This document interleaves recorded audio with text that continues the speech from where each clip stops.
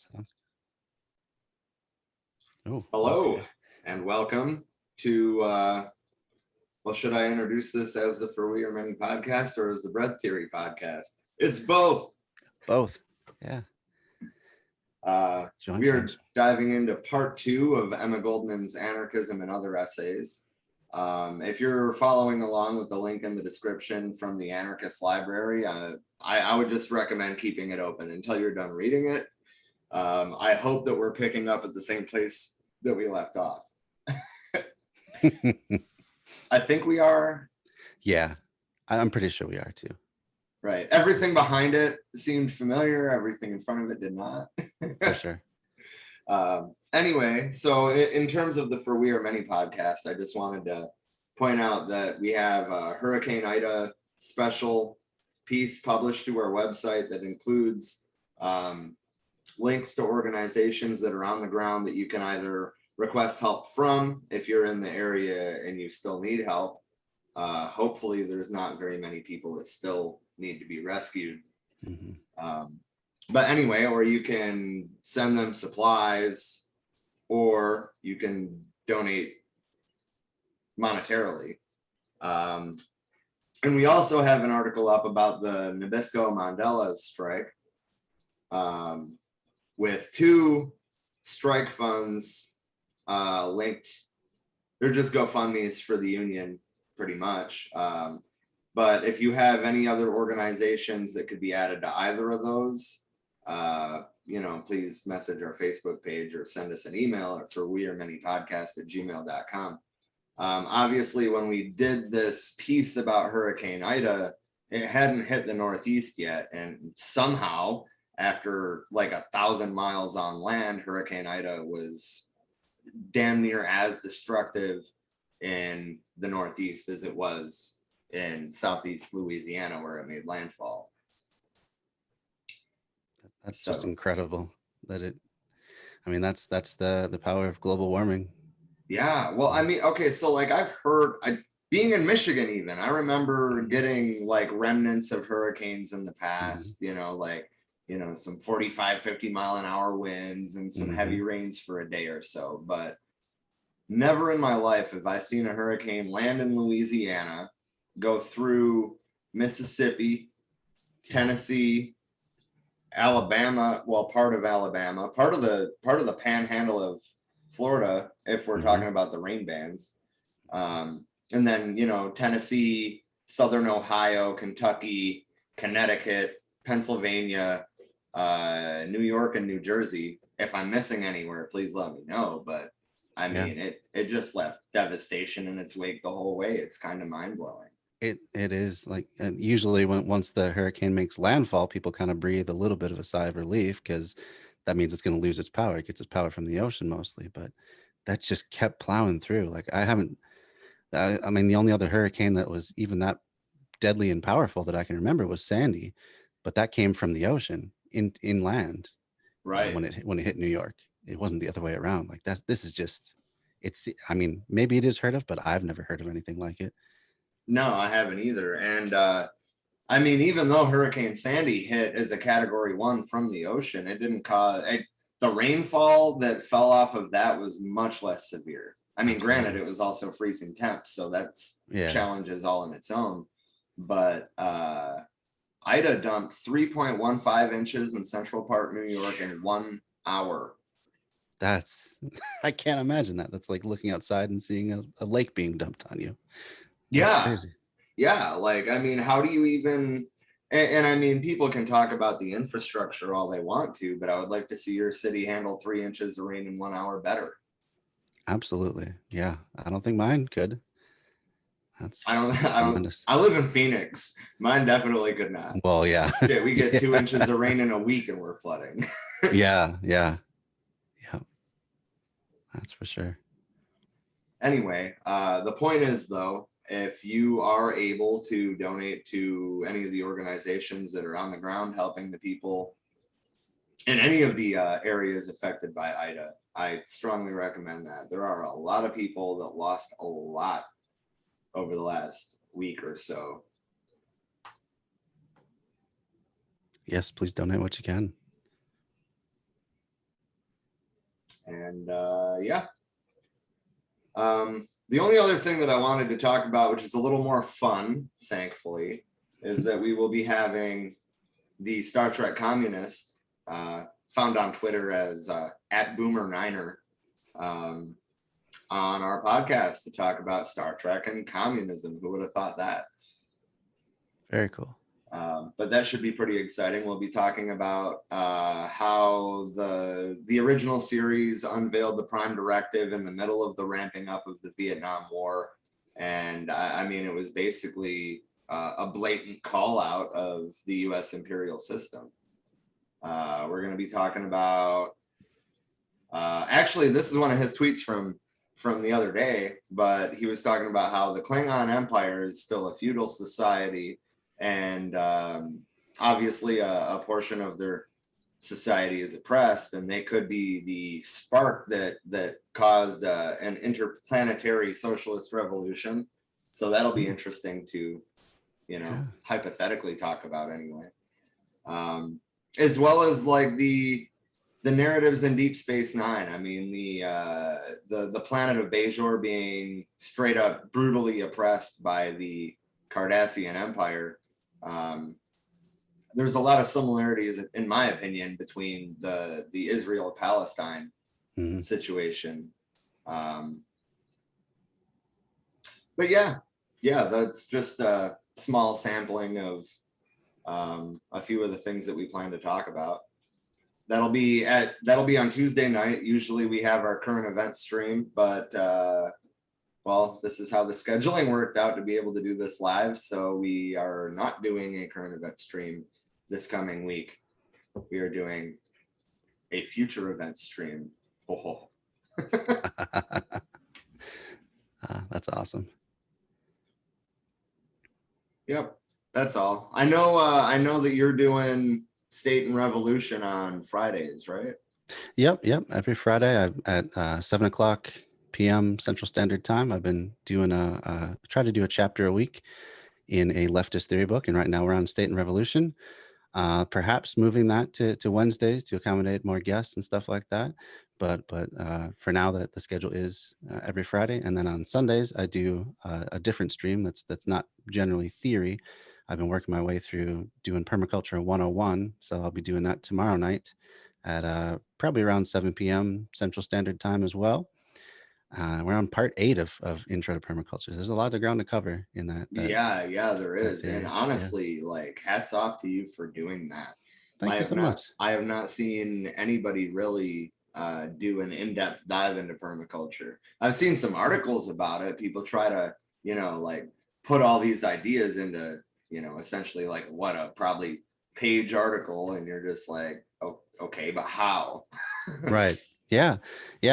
I mean, to be honest, one of the difficulties that I'm struggling against is so many permaculturists like to put their work behind a paywall. So in order to actually learn the theory, you have to take their class, which can be oftentimes over $1,000. And that's not something that everyone just has extra money laying around to put towards. So I like to break that wall and give it away for free, basically, because I think it's one of the most important theories that's come about in the past 100 years, and something that's really applicable to leftist theory. I've been trying to kind of meld the two and bring in some ideas of urban planning as well. But so anyway, my Twitch handle is bread_theory. And you can check me out by going to my link tree. You can follow me on all the different platforms at linktr.ee/bread_theory. And that'll bring you to, Facebook, YouTube, Twitter, Twitch, all the different ones. Oh yeah. I'm definitely going to have to catch up on that too, because I've only seen the first piece so far, and now you just said you're on part 8, and I'm like, oh, I know. Shit. Yeah. Well, yeah, I got to catch up in putting out my YouTube videos too. I take my stream and just edit it down just pretty lightly and then put it up as a YouTube stream. But hopefully I'll get caught up on this long weekend here and be more up to date. Hell yeah. All right. So I guess we can dive right into the text then. Yeah, let's get to it. It was inevitable that the young dreamer from Konigsberg should be drawn into the maelstrom. To remain outside of the circle of free ideas meant a life of vegetation, of death. One need not wonder at that youthful age. Young enthusiasts were not then, and fortunately are not now, a rare phenomenon in Russia. The study of Russian language soon brought young Emma Goldman in touch with revolutionary students and new ideas. The place of Marlit was taken by Nekrasov and Chernyshevsky. There we go, Chernyshevsky. Chernyshevsky, wow.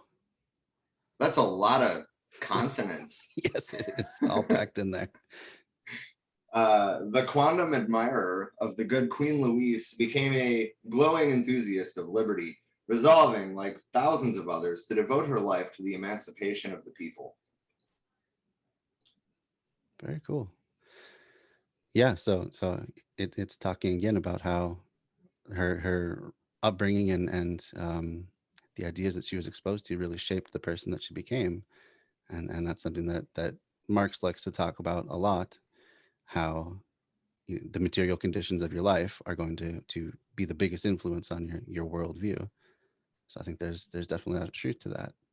Yeah, well, and I mean, you just pointed out that Marx writes about that a lot, but I think that even most on the right would tend to agree with that if you didn't use Marxist language to describe it. Yeah. Although they also do really love that narrative of the great men of history just rising above their ranks. They love a good rags to riches story, even though it's almost never true. Yeah. Well, I mean, I think we actually talked in the first part about this, about that Stalin. I mean, even for our enemies, we like to paint him as a great man of history. Oh, Stalin did this, Stalin did that. Stalin was a brutal dictator. Stalin didn't do shit without the support of the masses. Absolutely. Yep, definitely a product of his times very much as well. So yeah, it's never just one person. Right. So like, I mean, a lot of the mistakes that the USSR did make, I think, should be attributed to all of Russian society, not to one guy on top. Oh yeah, many factors I'm sure contributed, not least of which influence from the US and our constant as early as the Russian Civil War. I know, so like right from the beginning. Yeah. So yeah. Which is just wild to think about, you know, what we would consider a third world backwards country, you know, rising above that to become a world superpower. Right. Yeah, in such a short period of time, they moved from feudalism to a modern society with modern technology in like a generation. That's pretty incredible. Yeah. That didn't happen in the U.S. It took us forever to, even with the advent of the Industrial Revolution, to get ourselves out of rise and become a global power. And in fact, it took basically World War I for us to be a major player on the world stage. Well, yeah, and I mean, even what we had built up by that point was on the backs of African slaves through the genocide of the Native Americans. Absolutely, yeah. So even with all that plundering and stealing and absolutely free labor, it still took us a while to rise to that point. And Russia or USSR did it in a generation. Right. So. And I mean, that being said, like that rapid industrialization, regardless of what economic system it happens under, is always brutal. I mean, look at the late 1800s, early 1900s in the United States. Look at what the life expectancy was. Look at what the working conditions for the average working class person were. So, you know, like when people, especially Western white people, and I mean, obviously we both are ourselves, but sure. we tend to tell these stories, right, about how the industrialization of the USSR was so brutal, or the industrialization of China was so brutal, but we face the same thing here, you know, whether it be 20 years, 30 years earlier for the USSR, or 60 or 70 years earlier for China. The point is that it happened here too. We were literally having 8-year-old kids work in mines. Oh yeah. How quickly history forgets. Yeah, and ironically, that's the state of society that all these diehard capitalists want to bring us back to, especially people like the so-called right libertarians. That's just Yeah, like their wildest dreams is to have complete absolute freedom for private capitalists and no rights whatsoever for anybody else. And yet they call yeah, themselves for freedom, but it's a very special freedom for a very special few. I agree, but I'm gonna digress so we don't go down Sure. that rabbit hole, because Sure. that could be a piece all on its own. Oh, absolutely. Absolutely. All right, I'll continue on in the passage here then. The struggle of generations now took place in the German family. The parents could not comprehend what interests their daughter could find in these new ideas, which which they themselves considered fantastic utopias. They strove to persuade the young girl out of these chimeras, and daily repetition of soul-racking disputes was the result. Only in one member of the family did the young idealist find understanding, in her eldest sister, Helene, with whom she later emigrated to America and whose love and sympathy have never failed her. Even in the darkest hours of later persecution, Emma Goldman always found a haven or refuge in the home of this loyal sister. So leading into this next paragraph here, I just want to like add my thoughts, I guess. It seems like the Goldman family emigrated to America chasing the very freedom um, that she would end up writing about, Yeah, obviously. yeah, And I mean, just based on what we read in part one, um, I think it's safe to say that she was very disappointed by what she saw here. You know, oh, yeah, basically that the American dream was all a bunch of propaganda to begin with. yep. It always has been, so-called land of opportunity. But that's again, that's basically opportunity for those that already have a head start, and toil and misery for basically everybody else. Yeah. So, yeah, So Emma Goldman finally resolved to achieve her independence. She saw hundreds of men and women sacrificing brilliant careers to go vi narad, to the people. She followed their example. She became a factory worker, at first employed as a corset maker and later in the manufacture of gloves. She was now 17 years of age and proud to earn her own living. Had she remained in Russia, she would have probably sooner or later shared the fate of thousands buried in the snows of Siberia. But a new chapter of life was to begin for her. Sister Helene decided to emigrate to America, where another sister had already made her home. Emma prevailed upon Helene to be allowed to join her, and together they departed for America, filled with the joyous hope of a great free land, the glorious republic. And that was when I skimmed ahead, I saw that line, and that's why I wanted to add my little oh, sure, caveat before that paragraph. yeah, definitely, yep, yeah. I mean, the American dream is a lot like Donald Trump, kind of bad at Small every. small loan of $1 million. Yeah. Good for a lot or for a fair amount of rich people already. Not great for anyone else, but also really incompetent at what it does, except for advertise itself to be something different. So when it comes to reality, it's not the American dream for most people. But they're still good at pumping up that propaganda. Like people still believe this line that, oh, if you just keep your head down and work hard, you're going to get ahead, even though it's been proven time and time again to not be true for the vast majority. Yeah. Well, I mean, trickle down Ugh. economics ultimately, or trickle up economics, as the 40 years of data shows. Yeah, yeah, still waiting for that trickle down. And any day now, it's all just going to come. Ah, Yeah, America. the day the proletarian revolution starts.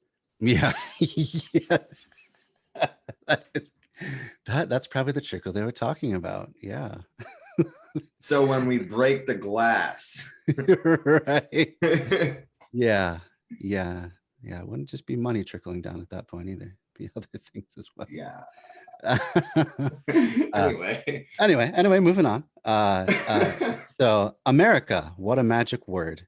The yearning of the enslaved, the promised land of the oppressed, the goal of all longing and progress. Here man's ideals had found their fulfillment. No czar, no Cossack, no chinovnik. The republic, glorious synonyms of equality, freedom, and brotherhood.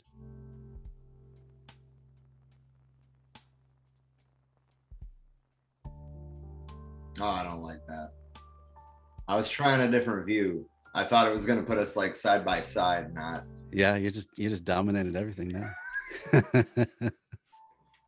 As soon as I saw it, I was like, wait, no. How about this? Is that better? Hasn't changed from my end yet. Oh, well, great. Now you're just floating in a white void. Cool. All right. Well, we'll just go back to this then. Yeah, that's fine with me. I tried. Yeah, I got no problem with that. Thus thought the two girls as they traveled in the year 1886. So just to like point out how fucking long ago that was. So like our podcast has done a lot of like historical strike, like labor strike pieces, and most of them took place after the year 1886. You know, like labor unions were just in their very infancy stages in this era, just to reiterate how long ago this is. For sure. From New York to Rochester. Soon, all too soon, disillusionment awaited them.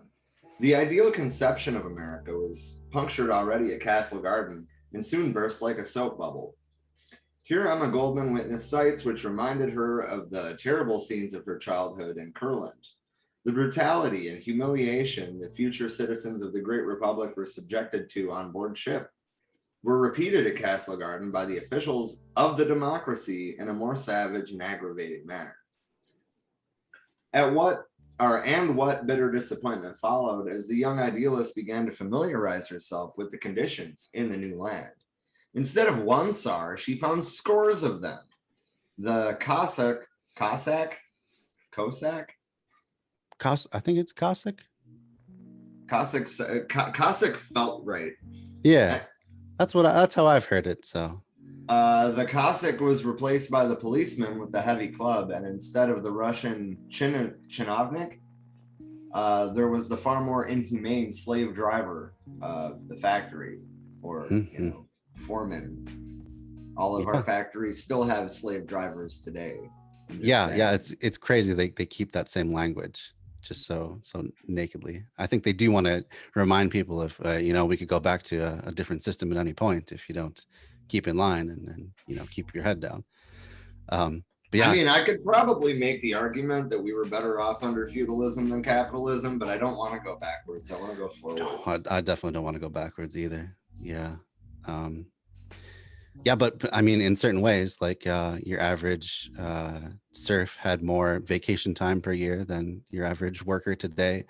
They didn't ever have to really worry about what their profession was going to be because it was just kind of inherited. At the same time, it's a much more rigid caste system, so you have zero chance of ever moving up or organizing anything different. But yeah, it's not as though things are all roses now that we've burst through to capital. Well, I wouldn't say zero chance of organizing something different. Vladimir Lenin might have something to say about that. True. I'm yeah, but for the average person, yeah, I know. I got what you were saying. I just had that little caveat. That's a good point, though. That's definitely a good point. Nothing is inevitable and insurmountable. That's very true. But I think this is really interesting. This last passage, talking about how you still have that same authoritarian apparatus, just it's been privatized, and that's something that I try to argue a lot when I talk with these capitalist apologists and right wingers that come on my stream. I'm like, do you enjoy living in an authoritarian, like dictatorial system? Because that's what you're experiencing for 8 to 10 hours a day when you're at work. You don't get a single say in the running of the company. We may Right, have which I mean is the whole basis of Marxism, but everybody wants to like try to boil down, Marxist theory to like the economic system or the misunderstanding, I guess, to put it bluntly, of democratic centralism and how the state operates. And I mean, oh yeah, the whole point though is that you're oppressed by your employer, and we need to turn that system upside down. That's the entire point, and we often get so far away from that. absolutely. Yeah, and it needs to be talked about more, like, because that's something that capitalists, even the ones that I've talked to, that seem to have every talking point memorized for their side, they don't really have an answer to that ever. The best they can do is like, oh, we need to give money to rich people because they're job creators. Like, okay, well, even if that's true, which I don't believe it's true, but even if it were, why do we still have to have a dictatorial system at work? Why can't we have more democratically managed and run uh, workplace? What's the problem with that? And I get the only response I've ever gotten was, "Oh, democracy's cringe." And like, if you get them to that point, I mean, is anyone going to take them seriously? Yeah, I don't think so. right, exactly. Well, and I mean that's never mind. I'll go too far off topic. Yeah, I tend to get off on a lot of tangents when I do my streaming and stuff. It's okay, man. I know that you haven't had to like sit through too many streams with me and Trisha yet, but we do that same shit. I think it's fun though. It's a way to like engage the text with like our current conditions and in the current real world. It's a way of yeah, exactly. And I mean, for a while we tried to like dial back on the amount of, well, we still do try to dial back on the amount of off-topic tangents we go down, but at the same time, if it's something that's going to give modern context to a writing from 100 fucking years ago, absolutely do it. Don't even think about it, just do it. Yeah, I'm with you for sure. All right, where are we at here? So Emma Goldman soon obtained work in the clothing establishment of the Garçon Company. The wages amounted to $2.50 a week. I wonder what that would compare to in today's dollars. That'd be interesting to what find. Year was it? 1890 something. 1886. We'll just say 1886. 1886 looks like about a close approximation. So yeah, I wonder what that would be like today. How much was it? I'm sorry, $2.50 a week. $2.50 a week in current day dollars.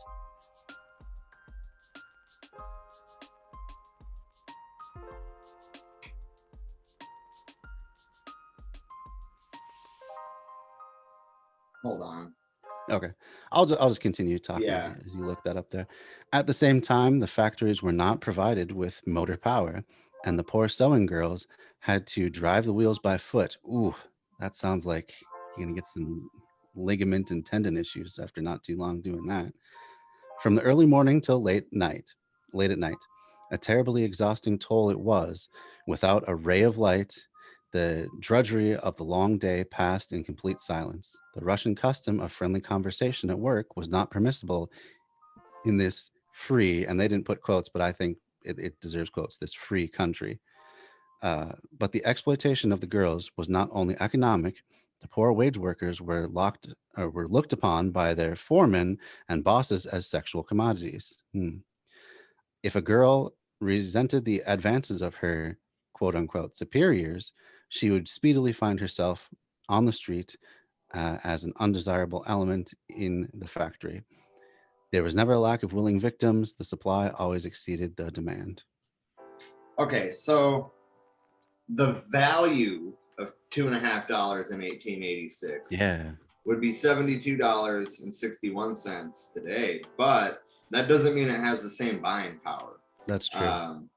The dollar today has less than 3% of the buying power of a dollar in 1886. Oh wow. Yeah. So that would be what? Even if you multiplied that by how many times would that be? Like say 33 times, right? Yeah, like 33 times. So what would that be? What would be the buying power then? So I guess what we're saying is that a dollar then was like what, 30 something dollars now. Yeah, so so you said $75 would be the thing. So times 33, Oh, I see what you're saying. right? Oh God, yeah, that's a lot of money. Yeah. Yeah. So, yeah, 75 times 33, $2,475 of buying power. Jesus So Christ, that's wild. that is wild. So I mean, if those figures are accurate, that means they would have They they would would have have been been living, a lot better off than today's working yeah. class. I mean, don't get me wrong, the conditions themselves were different, Yeah, but I mean, part of that I think is engineered anyway. I mean, we're used to having lights on, but do we really need that? that's You true. know, That's like very true. we're used to having air conditioning. Well, I'm in Phoenix. I'm not advocating for getting rid of air conditioning here, but Yeah. I think that just adds to the problem. You're pumping heat back out into the atmosphere for one, and for two, the Yep. greenhouse gases that they emit and the Yep. greenhouse gases that are burned to produce the power for them to emit greenhouse gases to Yep. pump more heat back into the atmosphere. Sure. It's a whole cascading effect. Right. Yep. When we could just start by designing our houses and our cities differently and lower that temperature to begin with, and do all sorts of other things to. Yeah. Well, and that's another thing too. I think that we think of comfort in the modern sense. You know, we have houses that are not designed to be self-cooling. I mean, between the materials that were used and the way they were built, if you look at a farmhouse from the 1800s, for example, it's going to have very high ceilings. It's going to have a lot of windows, specifically on the north and south, or specifically on the north and the north and south. So it'll be less sunny than, you know, east and west. Yeah. But the whole point though is to circulate the air, Right. and we don't really do that. Or I mean, like heat sinks. 2,000 years ago, there were buildings in Constantinople that that function basically like modern heat sinks do, with 2,000-year-old technology. Mm-hmm. Yeah, and a lot of that stuff we could do relatively cheaply today, especially like even just ground source heating, which is just circulating either a gas or a fluid down into the earth's down a few feet, like 20, 30 feet into the earth, where it's a pretty constant temperature. So that just moderates that temperature. You could be getting 50-degree air being pumped into your house in the summertime and heating up 50-degree air to warm yourself in the wintertime, which is a lot better than the conditions outside, having to come up from 0 or below 0. Yeah. So. Yeah. And actually, that's something that's been used a lot already in Europe. Or like construction materials. Look at how quickly things like hempcrete have caught on in Europe compared to here. And I mean, hempcrete has a better insulation factor than concrete. And it's carbon negative because as it cures, it sucks carbon out of the atmosphere. That's really cool. That's awesome. Yeah, but here it's just about quick and cheap and replicable, so you can slap up a bunch of buildings in really short order. Well, yeah. For example, I work at a country club, okay? And I mean, I don't know how much these houses go for, but I know that they're not cheap. And I know that on top of that, they pay member fees every month to be able to use the clubhouse, which is where I work. And actually, there's 2 clubhouses if you want to get technical. But 2 different hardwood roofs came down, or hardwood ceilings, I should say, not roofs. Big difference between a ceiling collapse and a roof collapse. Yeah. Anyway, point is that within a week, 2 hardwood ceilings came down in each of the clubs because they were glued together instead of you can't just glue hardwood to a fucking ceiling. That's not how anything works. No. So, usually it's not very humid here, so they didn't think that would ever be an issue. But we actually had a decent monsoon season this year, and it was muggy for like a month, and all this glue let go, basically. And then they had to spend a bunch of money to put the shit back up, which they probably just glued back up. Oh, sure, yeah. Because the whole point is to just do it quick. And I mean, this building is like 10 or 15 years old. There is no reason that hardwood ceilings should be collapsing. If they were designed and built properly. Right. Yeah. Yeah. Which makes it just so. And that's like where relatively rich people live. Mm-hmm. So imagine how it is at, say, a giant apartment complex. Absolutely. And that's also with current building regulations. Imagine if we just did away with all building regulations, as so many developers and construction people would love to have. It would just be slapdash and then fall over Yeah, constantly. Like, yeah. I mean, there's a reason that they had to finally force cities to put in fire escapes. Is because tenement fires were incredibly lethal. Hundreds of people would die because there was no regulation. And the idea of just doing away with that is just, it doesn't make Absurd, any sense. really. It's absurd. All for the sake of making an extra dollar out of it. So shows you where the capitalist priorities are. Is not Doesn't in it people. though? Yes, absolutely. All right. Let's see. Where are we at? Yeah, sorry, I steered that. I just grabbed the wheel and yanked it left. That is fun. I love it. I think it was your turn. Oh, were you at the end of the Yeah, I think I paragraph? got. Did I? You might oh, have, I honestly. didn't. I wasn't listening because I was trying Oh to yeah, I did. figure out the Yeah, they were talking about how, and you know, in the era of Me Too, this is also quite relevant. How their superiors would make sexual advances on the women, and if they refused, they would just kick them out of the job. They'd be out on the street and destitute. So again, you have that power imbalance today, and bosses still think they can take advantage of that sort of thing. Yeah, Just, I mean, luckily we live in an era now where we're starting to, like acknowledge that women are people.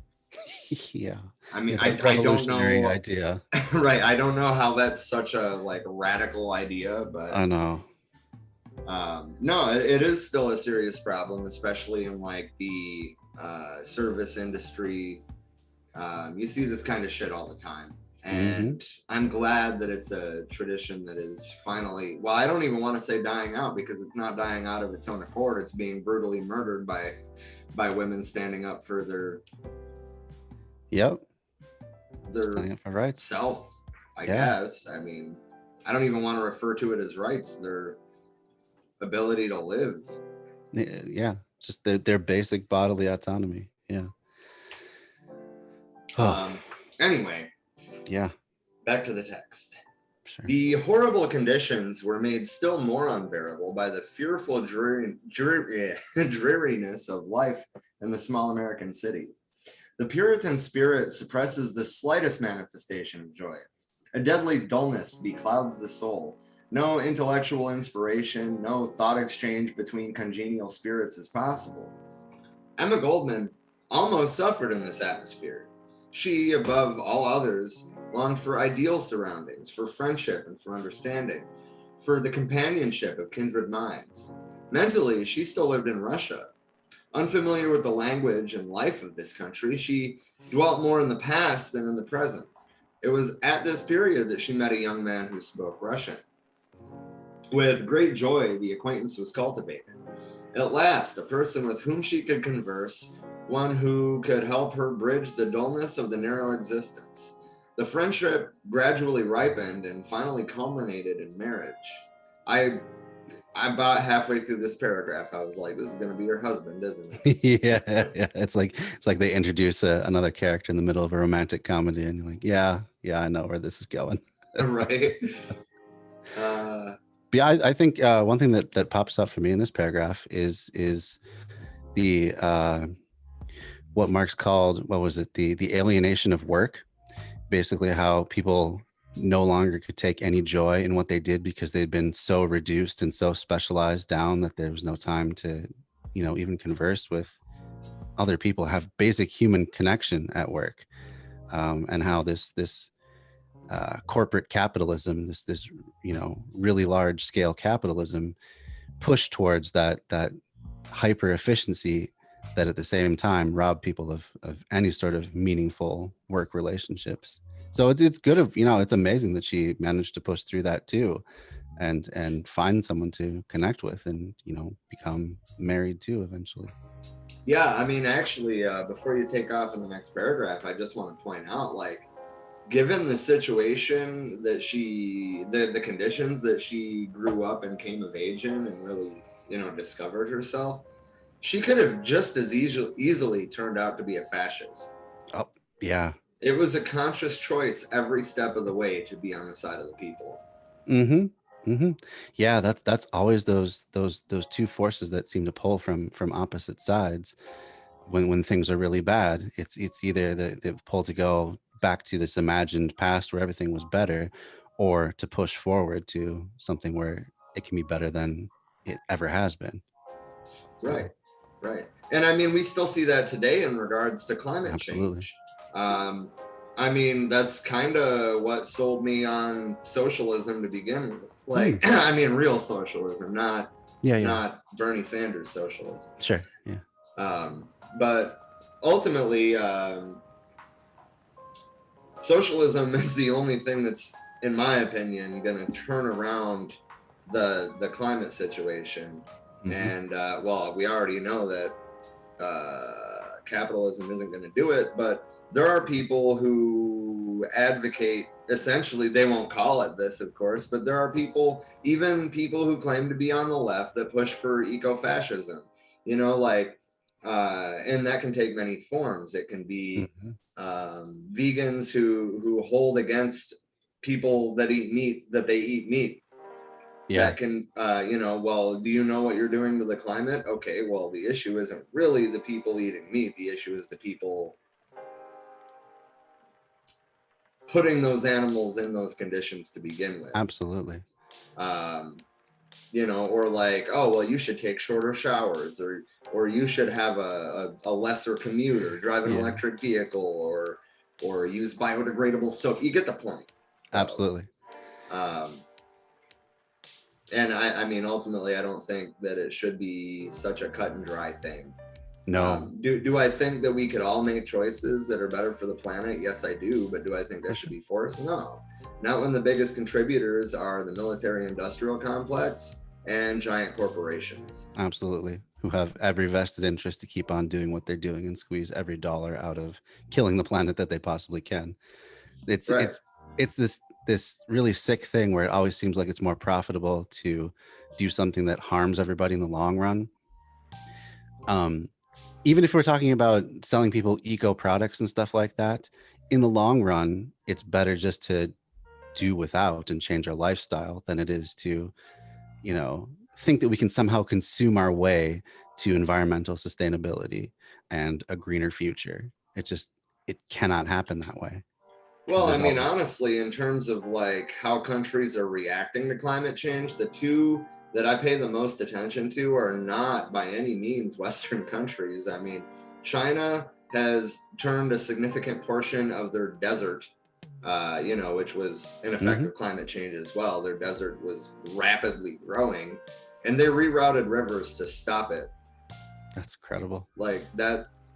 I mean, in terms of like geoengineering, that's some of the most incredible shit that I've ever seen. And then Cuba. I mean, after the revolution, their forest cover went from like 12% to like 60%. Yeah. And that was out of necessity, because they had to all of a sudden grow a lot more of their own food and rely on their own land for a lot more of their forest products. So yeah. And I mean, that being said, the fact, or the situation that drove them to that, to those actions should have never been forced, but at least we can see that they are adaptable. We're still doing the same shit that we were doing in 1952, and it still ain't working. Yep. Yeah. But that is hopeful that if it comes to some point where there's a giant environmental catastrophe, that people will finally just say, oh, there's no other option now. We just gotta live differently. And so yeah, I find that a little bit hopeful, at least, that people can change. Yeah. Cool. Where are we at here? Yeah, back to the text. We're at Emma Goldman 2. Yeah. Emma Goldman 2 had to walk the sorrowful road of married life. She, too, had to learn from bitter experience that legal statutes signify dependence and self effacement, especially for the woman. The marriage was no liberation from the Puritan dreariness of American life. Indeed, it was rather aggravated by the loss of self-ownership. The characters of the young people differed too wildly. A separation soon followed, and Emma Goldman went to New Haven, Connecticut. There she found employment in a factory, and her husband disappeared from her horizon. 2 decades later, she was fated to be unexpectedly reminded of him by the federal authorities. The revolutionaries who were active in the Russian movement of the 80s were but little familiar with the social ideas and agitating Western Europe and America. Their sole activity consisted of educating the people. Their final goal, the destruction of autocracy. Socialism and anarchism were terms hardly known even by name. Emma Goldman, too, was entirely unfamiliar with the significance of those ideas. So yeah, we see here that capitalism and its framework even puts something as supposedly sacred and personal as the marriage relationship into uh, authoritarian and capitalist terms of now the man has control over the wife, control over finances in the household, and the woman has to be basically the underpaid or not at all paid really worker to keep the house running smoothly. So yeah, no wonder she found more misery in that state of affairs. Uh, it's it's a really sad configuration, a sad way of looking at something that supposedly is joyous and loving, such as marriage. So then in the next paragraph, they were talking about how the revolutionaries in Russia didn't really know much about what was happening in Western Europe and America. And so she herself didn't know too much about these ideas, these leftist ideas. It just was not something that was well known. And that's kind of the same thing. That's kind of true today as well. I certainly didn't learn about leftist ideas in any real and meaningful sense until just a few years ago. That was more to do with the stigma that's placed upon them rather than any sort of inability to access the information. All throughout like high school, even in high school, never came out and necessarily said communism bad or anarchy bad or anything like that, but you would definitely get the idea through reading books like Animal Farm. And even like 1984, I always got the impression that, at least from the classes that I took in English on it, that the message was more pointed towards the supposed authoritarianism of communism than just against totalitarianism and authoritarianism in general. So yeah, so just because of that stigma, I didn't learn about these ideas until much later in life. I'm almost 40 myself, and I'm pretty brand new to a lot of the stuff that even still comes up in the readings that I do um, for my theory streams and that sort of thing. So, but it's good that things are finally changing.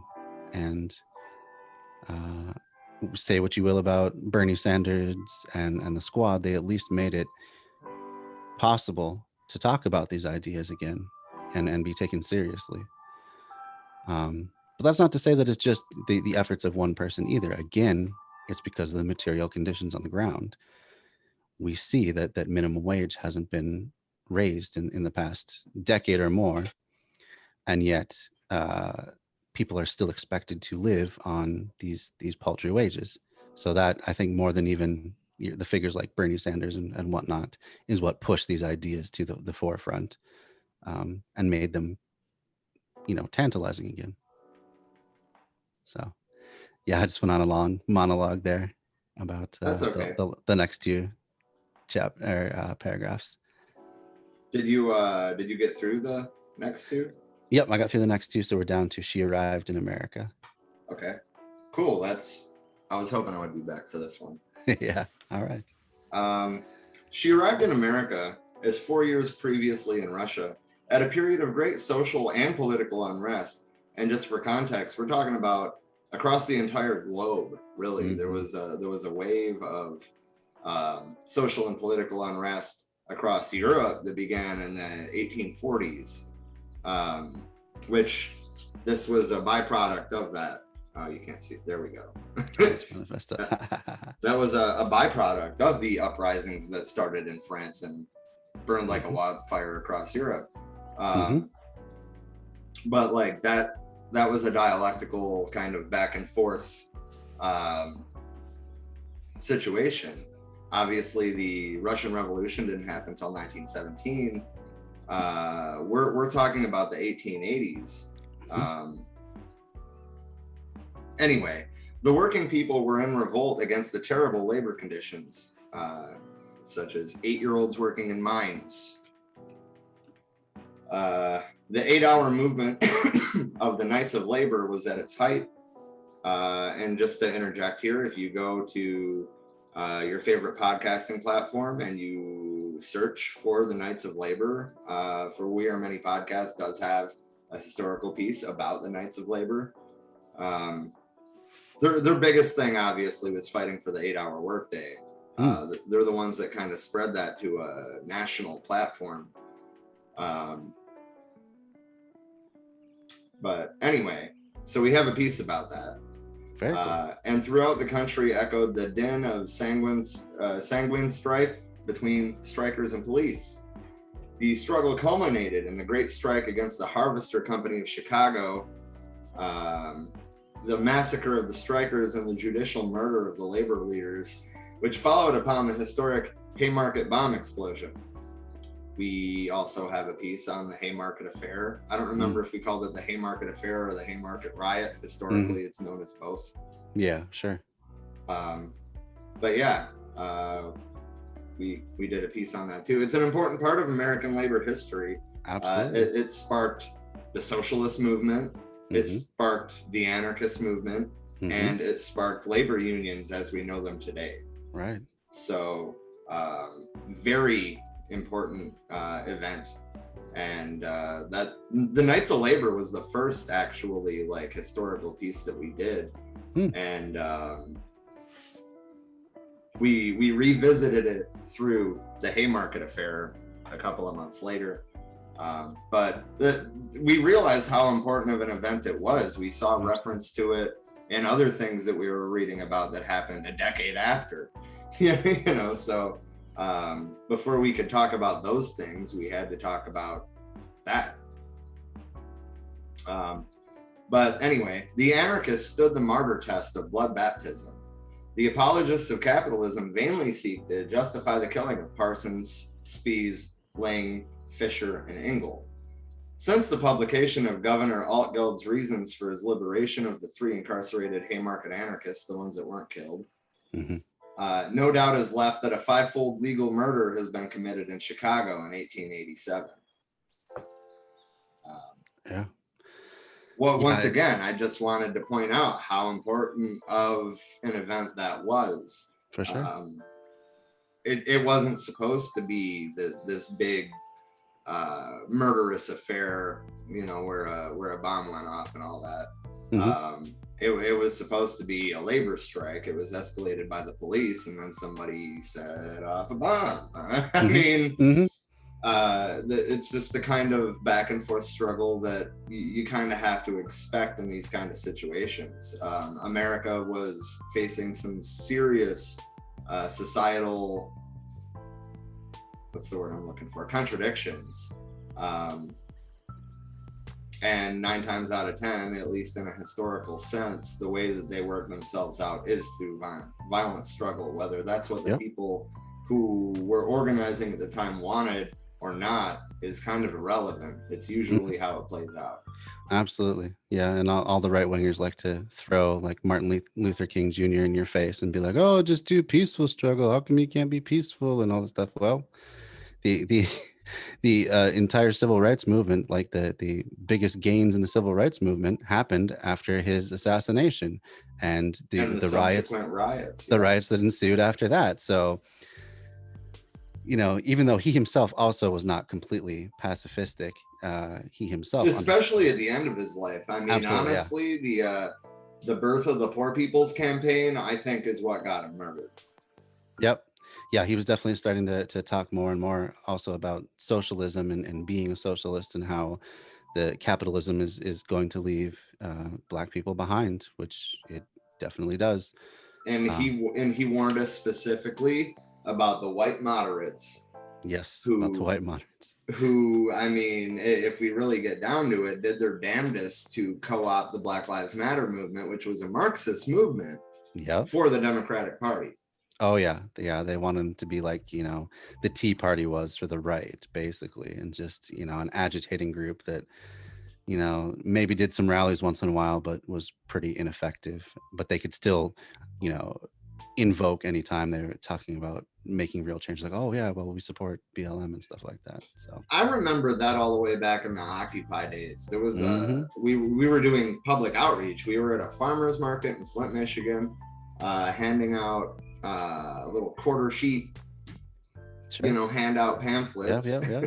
And this dude, like, he read probably like 2 words on the page and turned around and started screaming at us about how what we were doing was ineffective, and if we wanted real change, then we needed to join the Tea Party.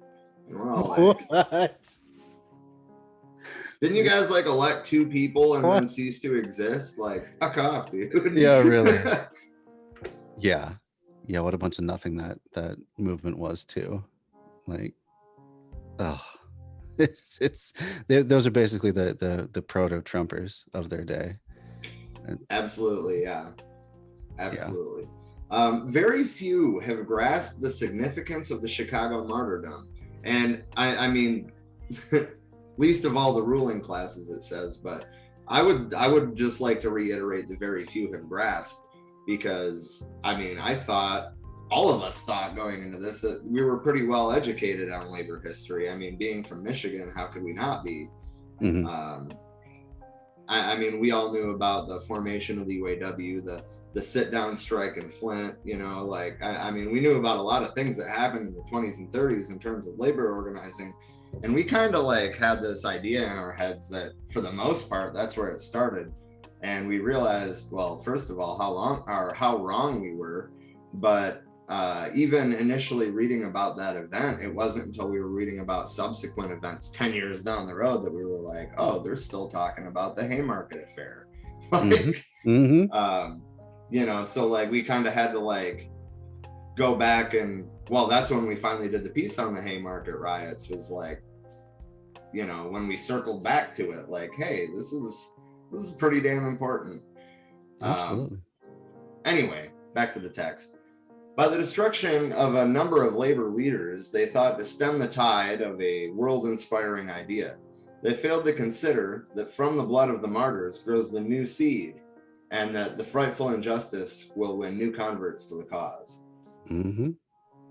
Also important to remember that just by destroying people, you don't destroy the underlying conditions that made them, which is why policing can never be an effective way to eliminate crime, because so much of crime, especially violent crime, and especially drug crime as well too, has to do with economic inopportunity.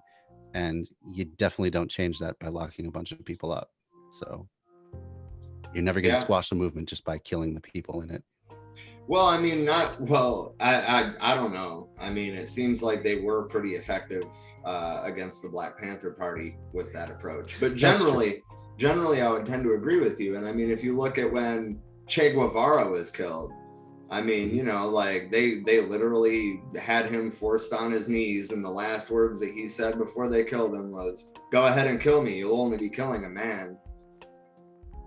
In other words, like, you can kill me, but you're not going to stop this fucking wave of revolution in Latin America. And we still see that unfolding today, almost 50 years later. Absolutely. Yeah. And, you know, as hard as the CIA and the UK operatives try to dismantle any sort of leftist movement in Central and South America, they just keep coming back.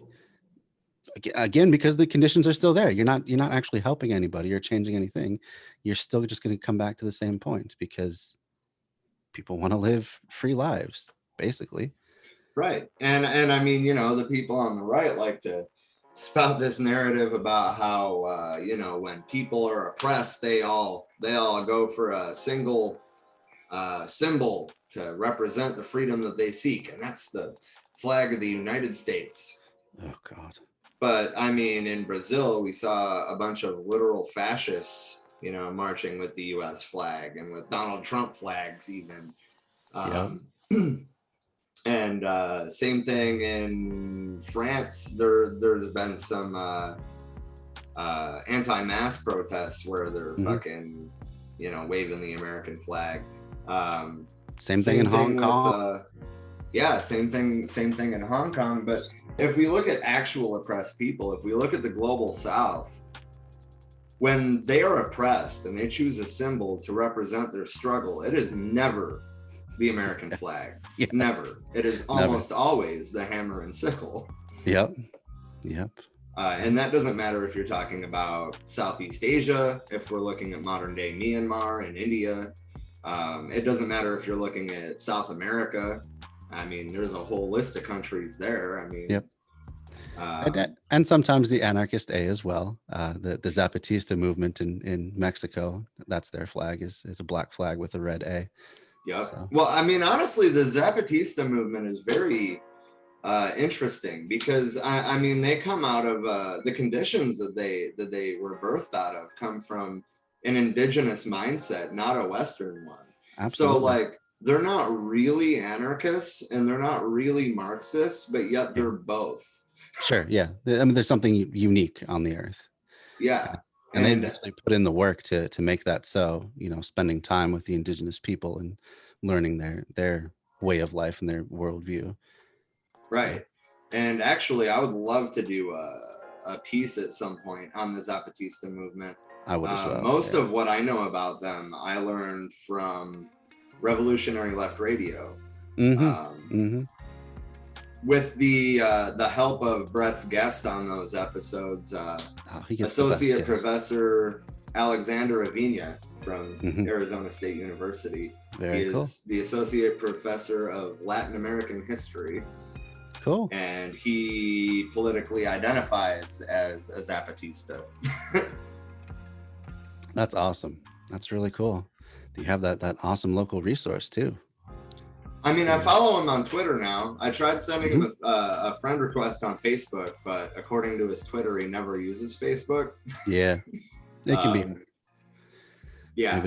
Maybe I mean, that being said, my girlfriend does go to school at ASU, and she suggested trying to contact him and see if I could like sit in on his lectures. Sure. Yeah. I'm sure he's got an office somewhere that you could, at least slip a note under the door or something. Say, hey, I really like your work. I'd like to meet with you or whatever. Right. That'd be really cool. Yeah, he was a really informative guest. He's been a repeat guest on Rev Left Radio. He talked about the Cuban Revolution. He talked about the Mexican Revolution. He talked about the Zapatista movement. And that might be it, but there might be more than that. Those are the ones that I remember, though. Yeah, that's really cool, though. But I mean, it's interesting to see here in the belly of the beast, people coming from like a corporate kind of academia perspective or background, I should say, that are willing to align with more radical ideas. That's encouraging. Yeah. I mean, just for like this example is going to predate me a little bit per se, but like Michael Parenti. Think about it. It was peak Reaganism at the time. The neoliberal machine was just getting fired up. And he comes out of academia as a Marxist-Leninist. Not just like a democratic socialist. Pretty incredible. Yeah. But a straight up Marxist-Leninist in the Reagan era. Yeah. Yeah. That's really amazing. I love his lectures. They're just... Yeah. I've only heard a few, and in every single one he was yellow. Yeah, the yellow tapes. Yeah, his famous yellow tapes. I definitely want to cover that on my stream someday because they're just so good. Yeah, that could be another really good. Well, and that's the thing too, is I get the vibe that he was also very influenced by anarchism. Even if he, like called himself a Marxist-Leninist and maybe agreed with that approach more. I think it's important to point out the anarchist influence in that. For sure. For sure. Yeah. No reason we got to be enemies or anything like that. Or, Right. And it's like sides. Brandon, who we were talking about earlier, the dude who's in New Orleans now from Texas. He we were talking about infighting on the left, and he was like, well, what difference does it make if we disagree on the role of the state if we still live under capitalism? Yeah, for sure. We're never going to get any progress as long as we allow that boot heel on our necks. Yeah. Yep. Man, I'd really like to have him on again. I mean, I feel like he's probably a little too busy at this exact moment. But oh yeah, okay.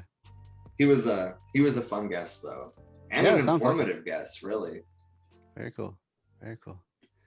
We were all fairly new to the left outside of, you know, Bernie Sanders socialism anyway at the time.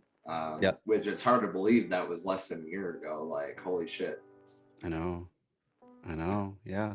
Like, Yeah. I myself am fairly new to the left too. It's only been the last like 2 or 3 years when I've really been digging into actual leftism. Before I was just kind of like, you know, I basically agree with these ideas. You know, I called myself an anarchist, but I hadn't done any of the theory or really dived into the politics of it too much at that point yet. I wouldn't have thought that there's nearly as much to dive into pertaining to anarchism as there really is.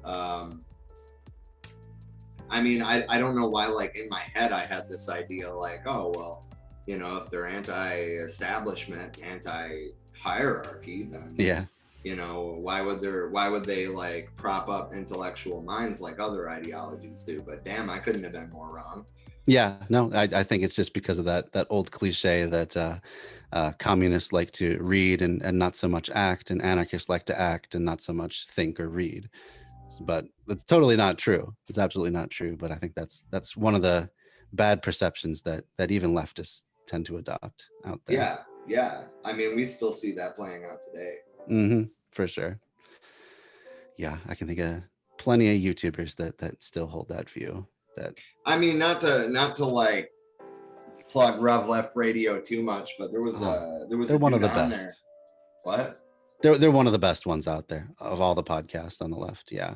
Well, yeah, and I mean, well, honestly, watching in the early days of the podcast, watching Brett's like growth, you know, from a more, well, I mean, he was still fairly liberal in a lot of ways when he started doing it. Oh, I didn't even realize that. I mean, I don't think that he certainly didn't call himself a liberal, but I mean, you know, just like thought processes that are a result of growing up under a liberal system. For sure. To watch him kind of like deconstruct those things, you know, like he didn't ever have a problem pointing the finger at himself, you know, and being like, well, these are things that I've struggled with. Yeah. And I feel like there's not too many voices on the left that do that. No, absolutely not. Virtually everyone, not everyone, but the vast majority like to project this idea that they know everything, they have all the answers, they've thought of all the counter arguments and they've passed them all, but that's not true. And I think really you're right, the left needs a lot more humility and vulnerability. I try to do that on my own stream. If I don't know a concept, like I was just going through State and Revolution last night, there were some concepts that I was still struggling with, like why does the proletarian state wither away? Like they just kept saying it was like, you know, this is going to happen after we've knocked out the bourgeois state and replaced it with the proletarian state. Eventually the proletarian state withers away. I'm like, well, why does that happen? I you know, but I admitted that right on stream, and it'll be in the final video too. I think that's what more of us really need to do. Just admit when we don't know something, because it's an opportunity. It's not a bad thing. And I think that's something that Lenin maybe intentionally left open-ended like that. And that was my thought too. Yeah. Because I don't think that he knew at that point. I mean, they knew that it could take generations. Sure. So I mean, to think that I do think it was a little maybe optimistic to just assume that the proletarian state is just going to wither away. I mean, there have to be methods in place to enable that. But I mean, that being said, I think that the majority of the Bolsheviks knew that it wasn't going to be like oh, we're going to have a proletarian state for a year or two. And then it'll just kind of go right. I think that they were all very aware that it was going to take generations. I mean, look at what they fought against in the first 5 years. Oh, unimaginable odds. And they still came out and triumphed for a long while. But ultimately I concluded that it's like what you say. It doesn't really matter how that happens as much as it matters that we at least get to that point where we have a proletarian state, and do away with the bourgeois state, so that, whether or not it's realistic to think that the proletarian state would ever wither away on its own, that's not the important part. The important part is getting to that point. That's kind of how I looked at it. Yeah. Ooh. The two most prominent representatives of the anarchist idea in America, Voltairine de Cleyre and Emma Goldman, one a Native American and the other a Russian, have been converted, like numerous others, to the ideas of anarchism by the judicial murder. Two women who had not known each other before and who had received a widely different education were, through that murder, united in one idea. And I think whether it's anarchism or communism or even utopian socialism, the whole idea is unity, right? So I mean, I get the point they're trying to make. Obviously, at this point in time, for two women to be the prominent voices of anarchism, and neither one being a white male, like, that's pretty remarkable. And they didn't know each other. Mm-hmm. They were educated drastically differently, but yet they were united in this one idea. But if that one idea is unity, then it shouldn't be that hard for those situations to manifest. Absolutely. Yeah, I totally agree with that. Very good. All right, I guess I'll just pick up after that. Like most working men and women of America, Emma Goldman followed the Chicago trial with great anxiety and excitement. She, too, could not believe that the leaders of the proletariat would be killed. The 11th of November, 1887, taught her differently. She realized that no mercy could be expected from the ruling class, that between the Tsarism of Russia and the plutocracy of America, there was no difference save in name.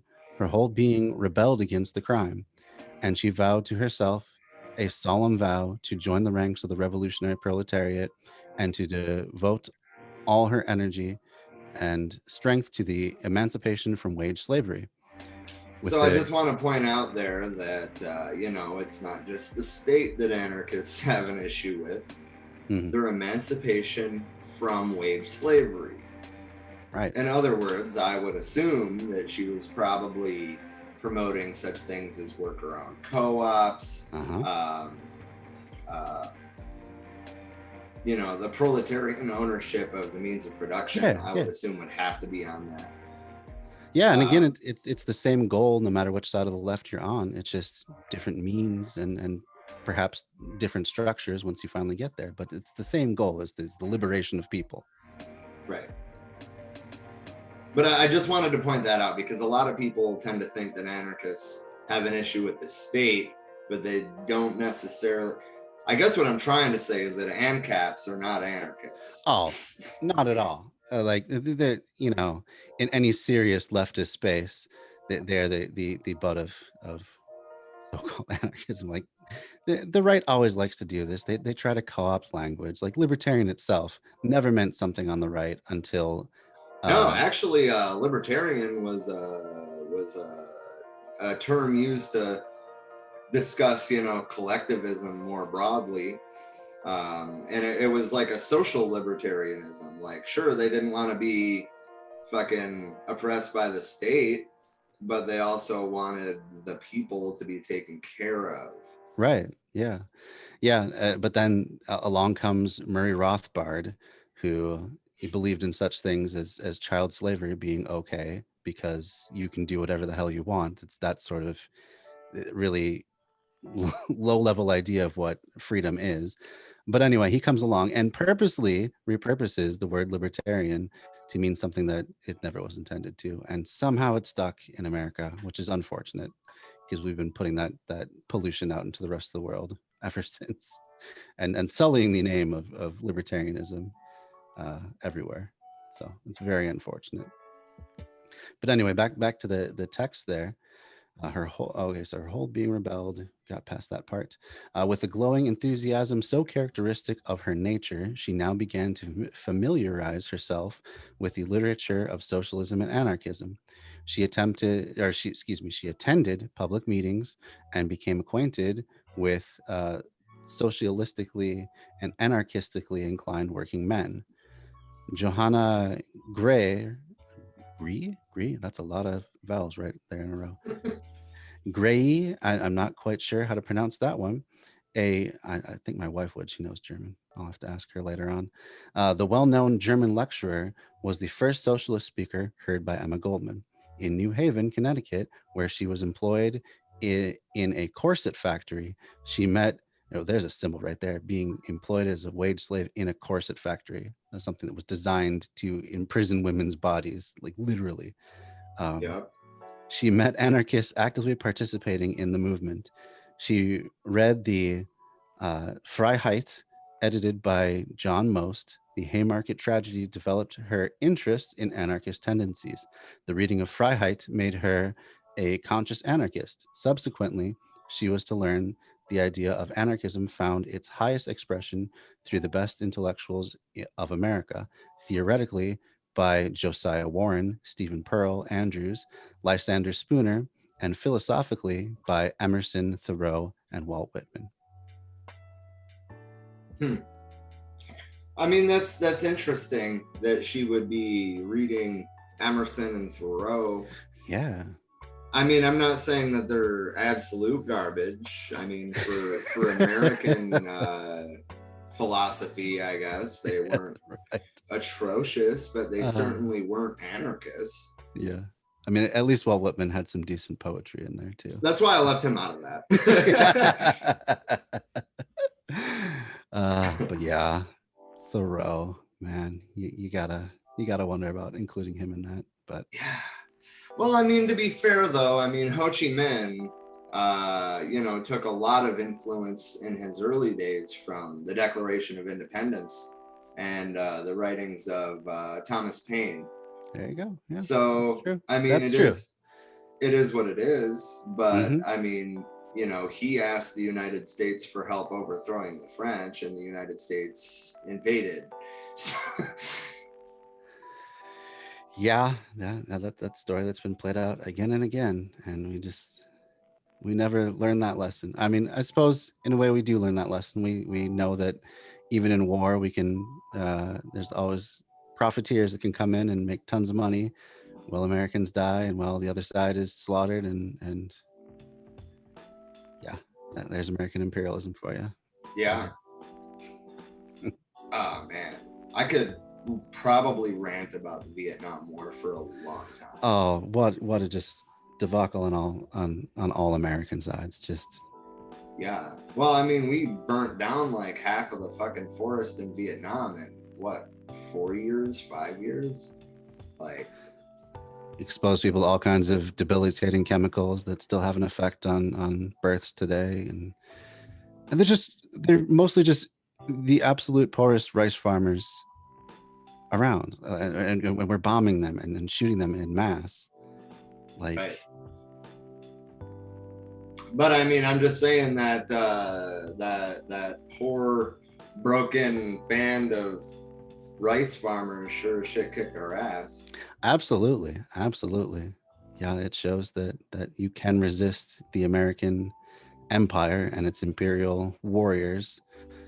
But on the other hand, I mean, just like, we toppled the Taliban when we invaded Afghanistan in 2001, and they were back in power before we even finished our withdrawal.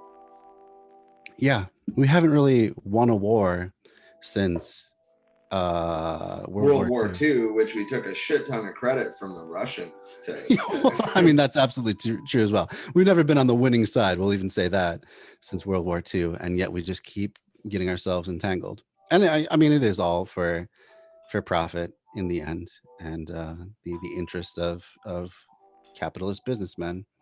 So whether or not we technically win or lose, that's always the goal, is capitalism and its expansion. So yeah. Yep. Yeah. Made ill by the excessive strain of factory work, Emma Goldman returned to Rochester, where she remained until August 1889, at which time it says removed, but I'm pretty sure it's supposed to say moved. Yeah. To New York, the scene of the most important phase of her life. She was now 20 years old. Features pallid with suffering, eyes large. Excuse me. Eyes large and full of compassion, greet one in her pictured likeness of those days. Her hair is, as customary with Russian student girls, worn short, giving free play to the strong forehead. It is the heroic epic of militant anarchism. By leaps and bounds, the movement had grown in every country. In spite of the most severe governmental persecution, new converts swell the ranks. The propaganda is almost exclusively of a secret character.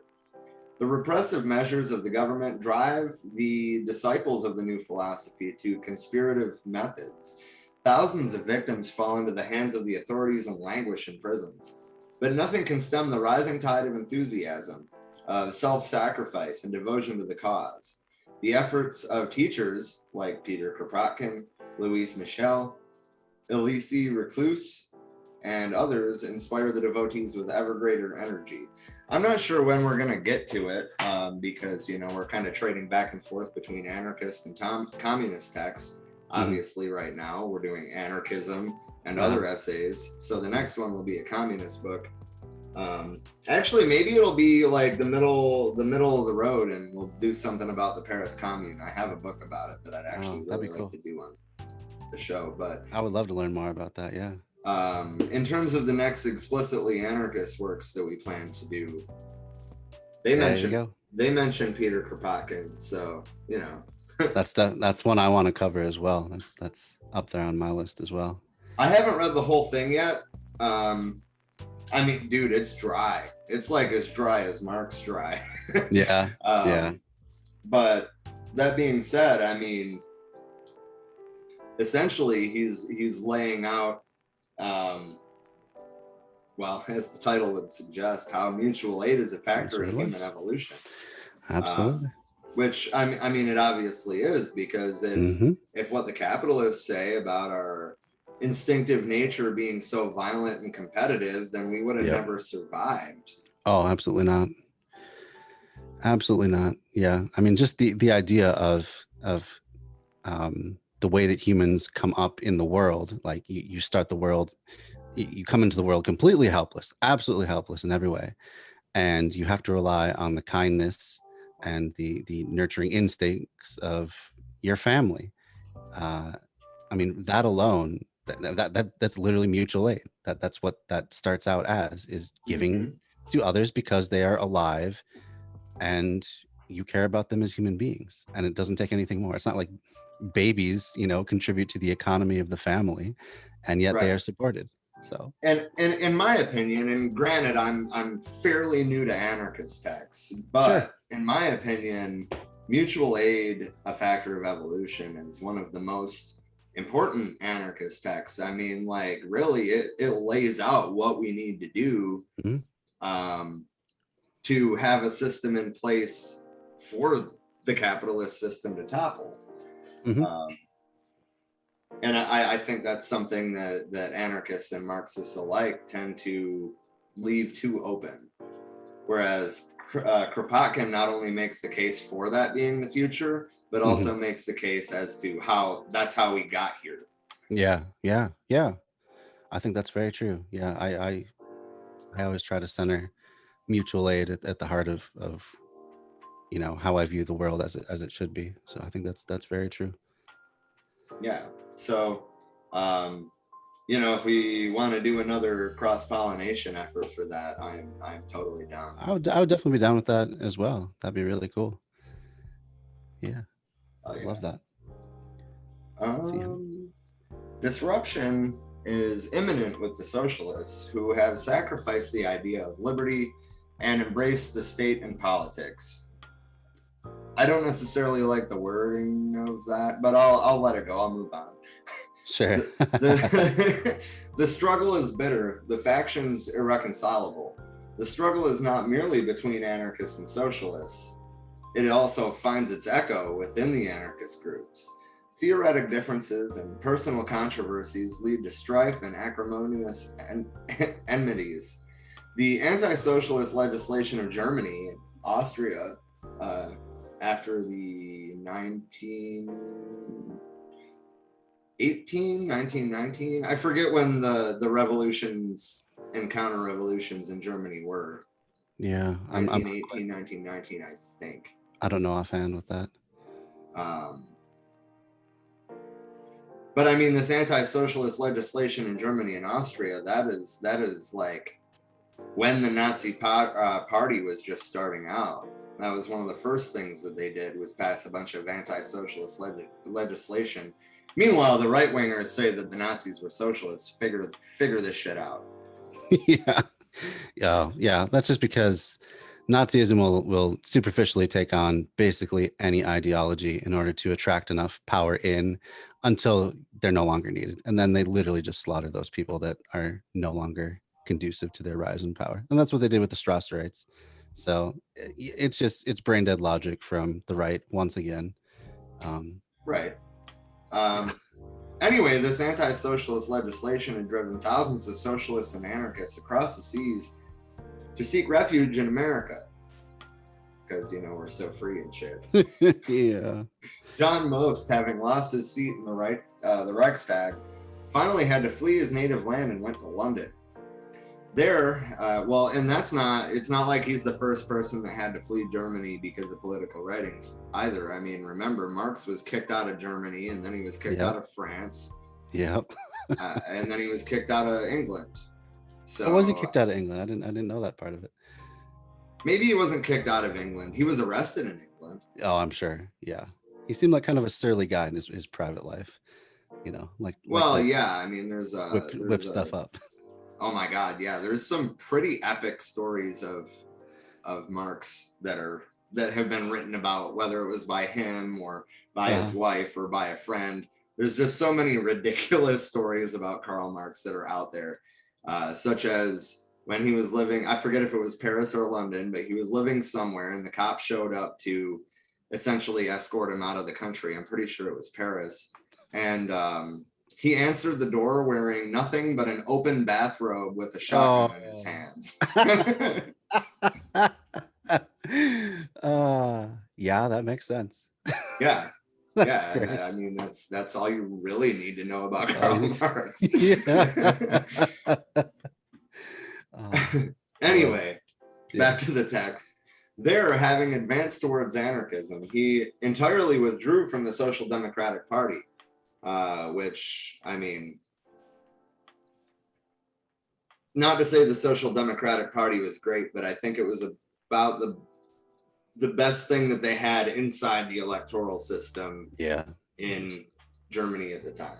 I'd say that's still the case today. It's the furthest left you can go without breaking through the wall of capitalism. Right. Something better. Well, and I mean, even the so like when the Social Democratic Party took power and they rewrote their constitution, I mean, they literally put in their constitution that they can seize the means of production by ballot referendum. That's in their constitution. Wow. So I mean, it's not to say that they're not far enough left. It's just a question of whether or not you believe that a bourgeois electoral system is actually willing to deliver those sorts of reforms. Right. Yeah. And that's ultimately my issue with it. And I mean, that's my issue with the Nordic model as well. I mean, Don't get me wrong, it's super successful, but they still exploit the global South, and that's a big no-go for me. Mm-hmm. And they still rely on American imperialism to project itself around the world, and take goods from that. I mean, they're still capitalist enough, right?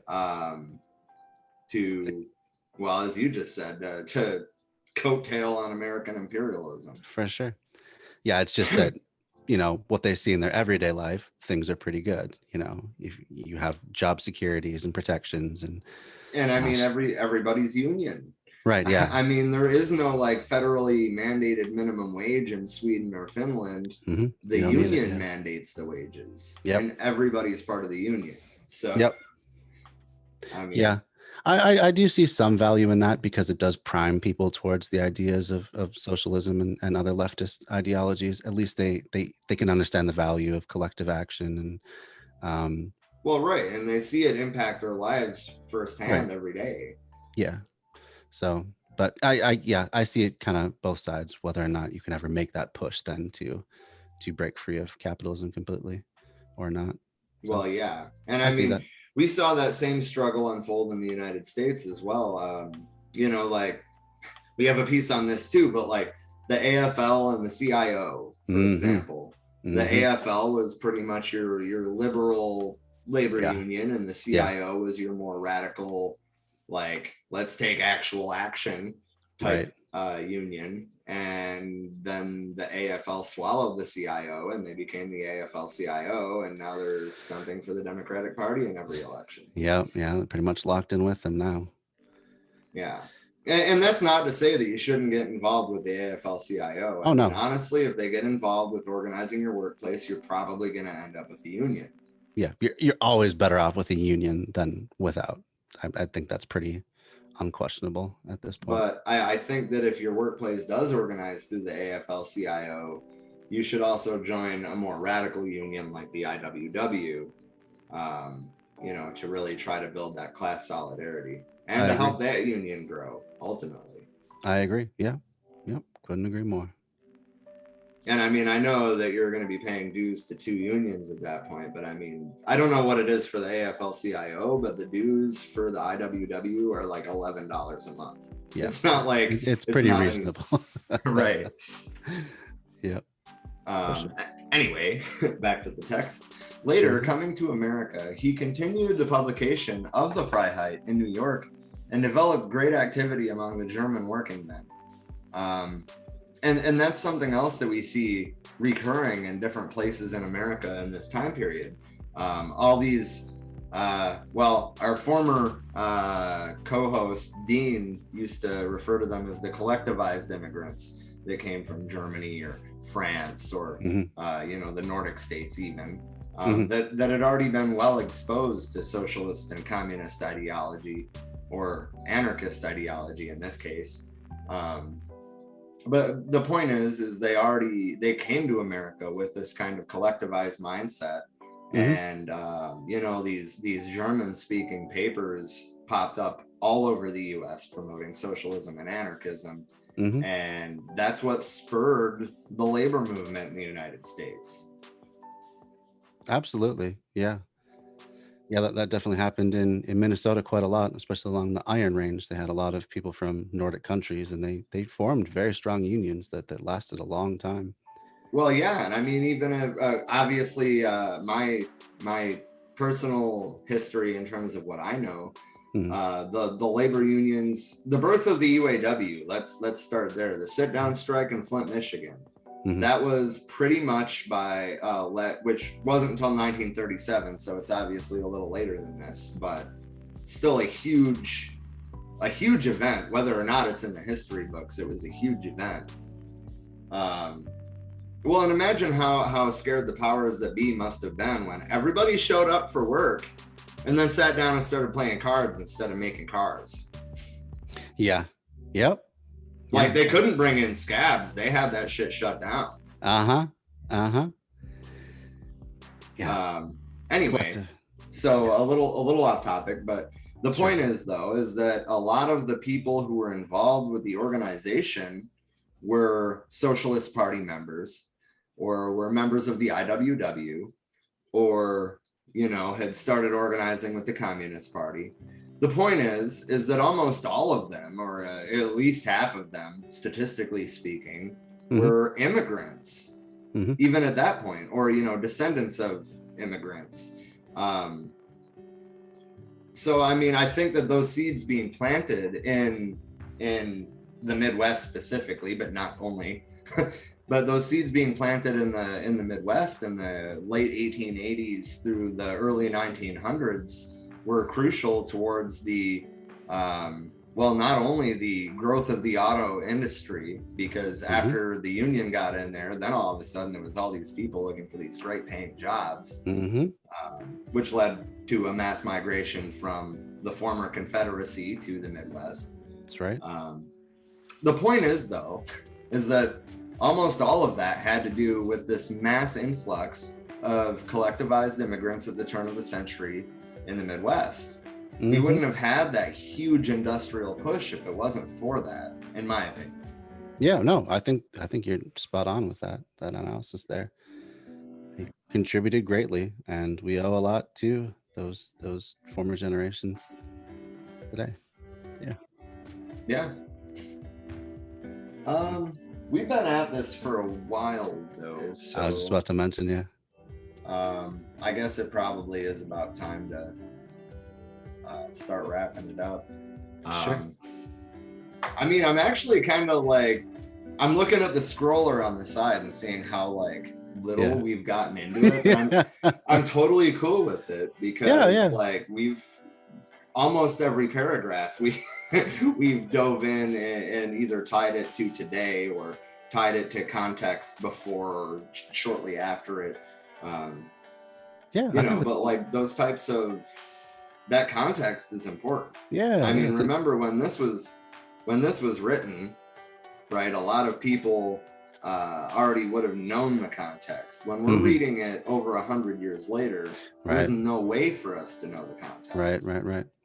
Yeah. There's definitely important groundwork for when we finally get into the text itself. So yeah, and it's been fun doing this too. It's just having the back and forth and the exchange of ideas and all that sort of thing. Yeah, for sure. Once again, I know that you are in the middle of, well, probably not the middle yet. You're what, in the third or fourth piece of our chapter, rather, in State and Revolution? Yeah. I'm just getting into chapter 2, really. Chapter 2. Yeah, well, I tried an experiment. I tried doing like what we're doing here, reading the text out loud, and then also commenting on it, and then also responding to chatters at the same time. And it was too slow going, and it just wore my voice out way too much. So I've gone back to just listening to the audiobook and then pausing to comment. I got you. No, that makes sense. Yeah. I just finished chapter 1, so I'll be doing chapter 2 on next Friday. So yeah, you want to get in early on the book, there's still plenty of time to do that and catch up to where we've been so far. Yeah, absolutely. It's an important book. I mean, absolutely it is. I think that there's some ideas that are lined out in it that anarchists could use as well. Oh, absolutely. I understand that they're going to disagree with a big part of the premise of the book. I mean, obviously, it's about the role of the state following a proletarian revolution, whereas generally speaking, anarchists believe there should be no state after a proletarian revolution. But it kind of lays out what a world after the revolution would have to look like for it to last. Yeah. I definitely can see the points that Lenin is making about why that sort of thing is necessary to, as we saw happened, have to fend off all sorts of enemies that are coming to destroy your revolution, both from within and from without. So I can definitely see the point that he's going for.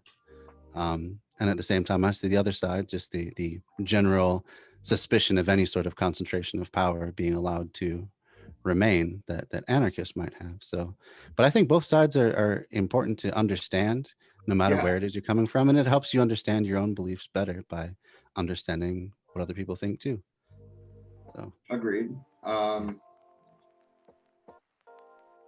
But yeah, I mean, there's a lot to that book. He kind of lays out what a vanguard party is. The funny thing is that this book came out after the October Revolution. I know, yeah. Like he had to put it on pause he had other chapters planned, but he had to put it on pause to go actually do the things he was talking about. That's pretty incredible. So. Yeah. That being said, I'm glad that it was finally released in 1919.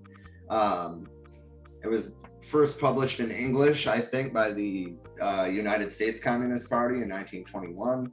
And obviously, like, the context in the United States was far different. But sure. I mean, State and Revolution was an important piece of even what the Black Panther Party would do in the 60s. Absolutely. They would never have had that level of organization. Mm-hmm. They would have never have had that kind of mass support if it wasn't for Lenin's work in State and Revolution. Mm-hmm. Yeah, it's inspired many movements in the U.S. There was some farm workers organization in the South that I know was also really inspired by it. The name's not coming to me at the moment, but yeah, they were also very much inspired by communist texts. Yeah, which, I mean, I'm obviously more of a communist than an anarchist. Sure. Yeah. I mean, that being said, I do try. These are two of my favorite theory books, right? Nice. It's an anarchist book and one's a communist book. Yeah. But why don't we take the ideas from this, mm-hmm. blend them with the ideas from this? Yeah. Crazy. Yeah. Absolutely. Yeah, absolutely. I mean, like, I might call myself a communist, but really, if there's a proletarian revolution in the United States, I mm-hmm. don't think it's going to fall under any currently existing ism. Yeah. That's certainly true. And it's hard to even imagine the context where we'll get to the point where that can actually happen. But for certain, just because of the different material conditions on the ground, it's going to come up different than it ever has in the past. Yeah. And I think in terms of like an American vanguard party, I think our best example, at least in the last, 50 or 60 years, probably is the Black Panther Party. Because, and I mean, not just the Black Panther Party, mm-hmm. but the organizations that they worked with, mm-hmm. The Young Lords, mm-hmm. For example, the,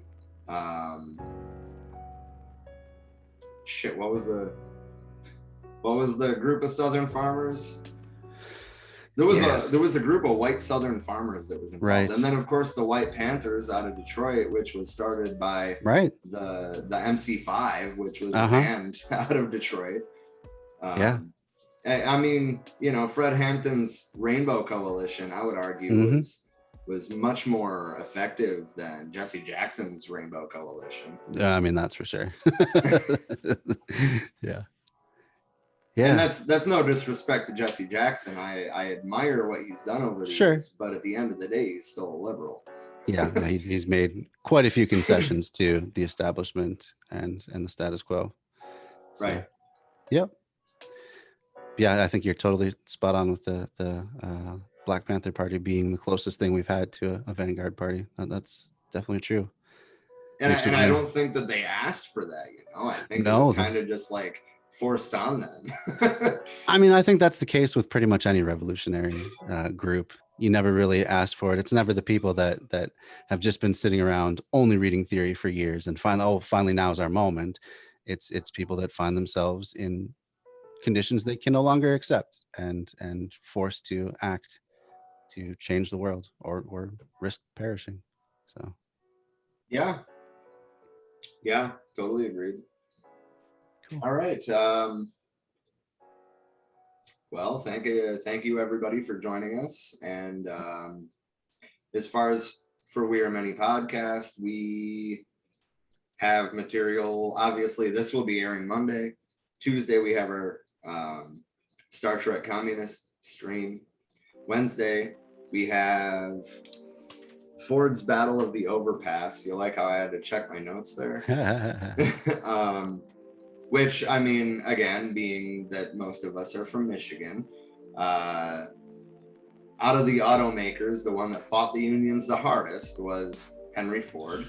Yeah. And that led to, well, more than one confrontation, but there was literally a firefight in an overpass near a factory.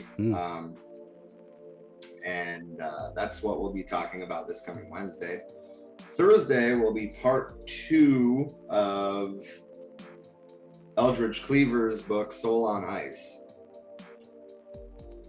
And then, Friday you have State and Revolution. And then Sunday you have Permaculture Part 8, you said? So this Sunday will be part 8. So I guess by the time this comes out, we'll be looking forward to permaculture part 9, because Okay, fair we still enough. got a long way to go in the videos that I have lined up for it. So I bet. yeah. And once again, I just want to say thank you for doing that. Oh yeah, 'Cause, my like you pleasure. said, a lot of that information is often hid behind paywalls. Yeah. Almost all of it is really. A lot of it is, yeah. There's places you can get some of the text for free, and I try to put that information out there. But yep, yeah, definitely needs to be more open. That's for sure. Yeah. Um, yeah.